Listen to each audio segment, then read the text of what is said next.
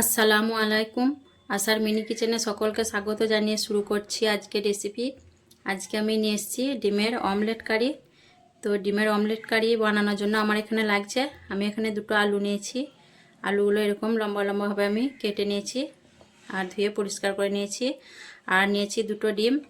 আর এখানে আছে আমার একটা পেঁয়াজ, একটা টমেটো, পরিমাণ মতো আদা রসুন আর দুটো কাঁচা লঙ্কা দিয়ে আমি মিক্সারে পেস্ট বানিয়ে নিয়েছি। আর এই পরিমাণগুলো আপনারা কমিয়ে বাড়িয়েও নিতে পারেন। আর এখানে আমি একটা পেঁয়াজ কুচো নিয়েছি আর একটা লাল দেখে কাঁচা লঙ্কা কুচি করে নিয়েছি। এখন আমি এই বাটিটার মধ্যে ডিম দুটো ভেঙে নেব।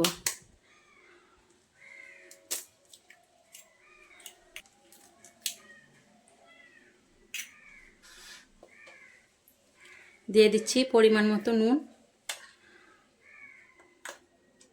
আর এই পেঁয়াজ টমেটোর পেস্টটা আমি 1 চামচের মতো দিয়ে দিচ্ছি। এখন ডিমটা আমি খুব ভালোভাবে ফেটিয়ে নেব। ডিমটা খুব ভালোভাবে ফেটিয়ে নেব অমলেট বানানোর জন্য। আর নতুন বন্ধুরা দেখে থাকলে তাদের কাছে অনুরোধ রইল চ্যানেলটি সাবস্ক্রাইব করার জন্য। আর ভিডিওগুলো ভালো লাগলে অবশ্যই লাইক কমেন্ট করবেন। দেখুন ডিমটা আমি খুব ভালোভাবে ফেটিয়ে নিলাম। এখন আমি রান্নার দিকে চলে যাব। তো রান্নার জন্য আমি গ্যাসটা জ্বালিয়ে কড়া চাপিয়ে দিয়েছি আর দিয়ে দিচ্ছি রান্নার সাদা তেল। তেলটা খুব ভালোভাবে গরম করে নিতে হবে।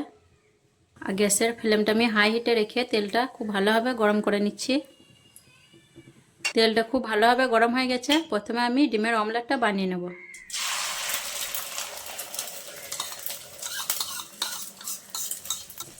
আর ডিমটা 1 পিঠ হওয়ার অপেক্ষা করব।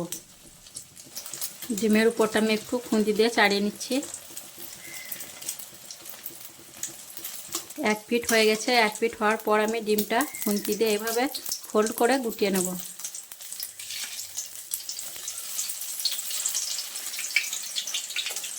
এইভাবে করে আমি ডিমটা গুটিয়ে নিলাম।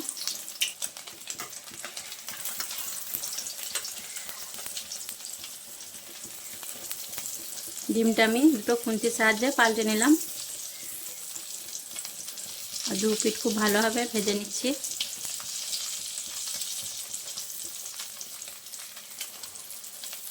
আর এখন আমি খুন্তি দিয়ে ডিমটা পিস করে নেব ছোট ছোট করে।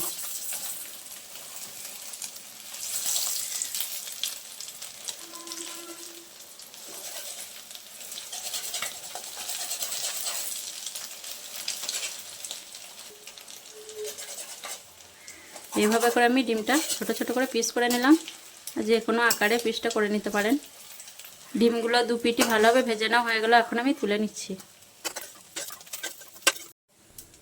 এই কড়াইয়ের মধ্যে এবার আমি তেল দিয়ে দিচ্ছি। তেলের মধ্যে প্রথমে আমি আলুটা ভেজে নেব।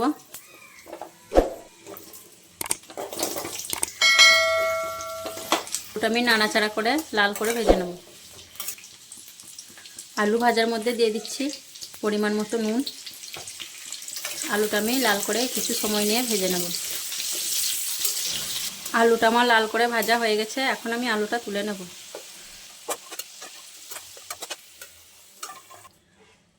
আর এই গরম তেলের মধ্যে আমি দিয়ে দিচ্ছি সামান্য গোটা আস্ত কাঁচা জিরের ফোড়ন। ফোড়নটা একটু নাড়াচাড়া করে নেব। ফোড়নটা ভাজা হয়ে গেছে। এখন আমি আগে থেকে পেস্ট করে রাখা টমেটো পেঁয়াজের পেস্টটা দিয়ে দিচ্ছি।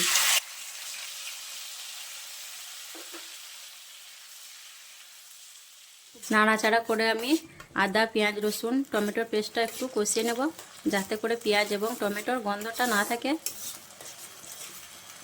পেঁয়াজ টমেটোর আদা রসুনের পেস্টটা আমি বেশ কিছুক্ষণ কষিয়ে নিয়েছি। এখন আমি মশলাগুলো একে একে দিয়ে দেবো। দিয়ে দিচ্ছি 1 চামচ হলুদ গুঁড়ো, 1 চামচের একটু কম ভাজা জিরে গুঁড়ো, 1 চামচ ধনে গুঁড়ো ভাজা। এখানে মশলার কাপটা ধুয়ে আমি একটু পানি দিয়ে দিচ্ছি মশলাটাই যাতে লেগে না যায়। মশলাগুলো আমি ভালোভাবে কষিয়ে নেব। আর এখানে গরম মশলা কিংবা তেজপাতা দিতে পারেন। আমি গরম মশলা দিচ্ছি না আর তেজপাতাটা নেই বলে দিচ্ছি না। মশলাগুলো আমি খুব ভালোভাবে কষতে থাকবো। এখানে আমার লঙ্কা গুঁড়ো দিতে মনে ছিল না, 1/2 চামচ থেকে কম দিয়ে দিচ্ছি লঙ্কা গুঁড়ো। যেহেতু আমি কাঁচা লঙ্কা দিয়েছি বেশি ঝাল হয়ে যাবে। আর দিয়ে দিচ্ছি 1 চামচ মিট মশলা গুঁড়ো। ডিম রান্নায় মিট মশলা ব্যবহার করলে খেতে ভালো লাগে। মশলাগুলো আমি খুব ভালোভাবে কষিয়ে নেব। মশলাটা আমি ভালোভাবে কষিয়ে নিয়েছি আর মশলা থেকে তেল ছেড়ে বেরিয়ে এসছে। এখন আমি দিয়ে দিচ্ছি ভেজে রাখা আলুগুলো। আর মশলার সঙ্গে আলুগুলো আমি বেশ কিছুক্ষণ কষিয়ে নেব। আবারও আমি একটু পানি দিয়ে দিচ্ছি আলু মশলা কষানোর জন্য।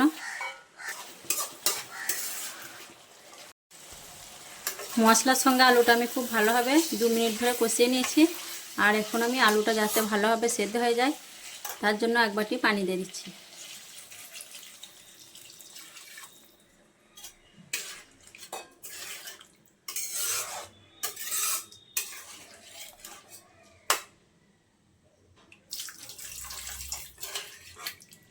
আর আমি এটা খুব বেশি ঝোল করব না, আলুটা সেদ্ধ হওয়ার পর ঝোলটা অনেকটা কমে যাবে।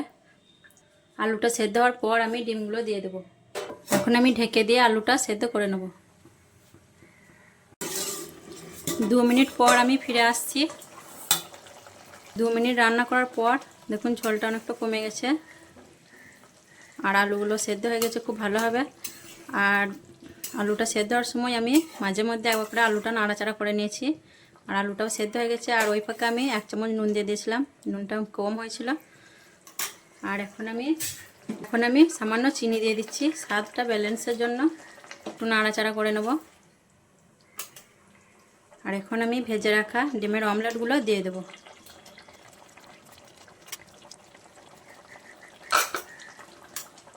অমলেটগুলো দেওয়ার পর আরও আমি 1 মিনিট এটা গ্যাসটা কমিয়ে রেখে রান্না করে নেব। আবারও আমি ঢেকে দিলাম, 1 মিনিট রান্না করে নেব। 1 মিনিট পর আমি ফিরে আসছি। আরও 1 মিনিট রান্না করার পর আমি ফিরে এলাম। আর রান্নাটা থেকে তেল ছেড়ে বেরিয়ে এসছে। রান্নাটা আমার হয়েও গেছে। আর ডিমের অমলেট কারি রেসিপি যদি ভালো লেগে থাকে অবশ্যই লাইক কমেন্ট করবেন আর আমার চ্যানেলটিকে সাবস্ক্রাইব করে আমার পাশে থাকবেন। আসবো আবার পরের ভিডিওয় অন্য কোনো রেসিপি নিয়ে। সকলে ভালো থাকবেন, সুস্থ থাকবেন। আল্লাহ হাফেজ।